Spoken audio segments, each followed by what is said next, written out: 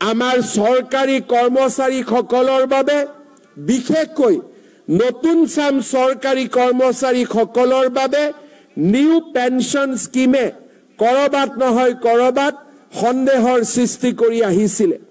এই বছৰ 1 এপ্ৰিলৰ পৰা আমি আমাৰ অসমৰ চৰকাৰী কৰ্মচাৰীসকলৰ বাবে নিউ পেনশন স্কিমৰ সামৰণি মাৰি United pension scheme UPS scheme আমি আৰম্ভ কৰিব বিচাৰিছো, যাৰ জৰিয়তে 25 বছৰ কাম কৰা চৰকাৰী কৰ্মচাৰীসকলে নিশ্চিতভাৱে তেওঁলোকে 50% চাকৰি কালৰ দৰমহা 50% ডিয়াৰনেছ এলাউন্সৰ সৈতে লাভ কৰিবলৈ সক্ষম হ'ব।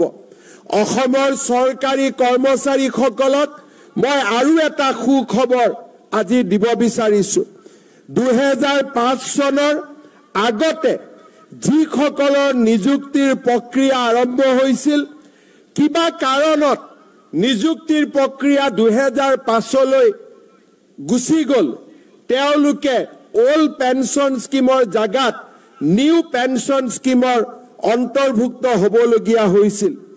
কাৰিকৰী অসুবিধা পিছ পেলাই মই তেনে চৰকাৰী কৰ্মচাৰীসকলকো যাৰ নিযুক্তিৰ প্ৰক্ৰিয়া 2005 চনৰ আগতে আৰম্ভ হৈছিল, তেনে চৰকাৰী কৰ্মচাৰীসকলকো ওল্ড পেনশন স্কিম বা OPSৰ ভিতৰলৈ আনিবলৈ সিদ্ধান্ত গ্ৰহণ কৰিছো, যি আমাৰ ৰাজ্যখনৰ চৰকাৰী কৰ্মচাৰীসকলৰ বাবে নিৰাশাৰ পৰিৱৰ্তে আশাৰ এক নতুন সঞ্জীৱনী সুধা আৰম্ভ কৰিব।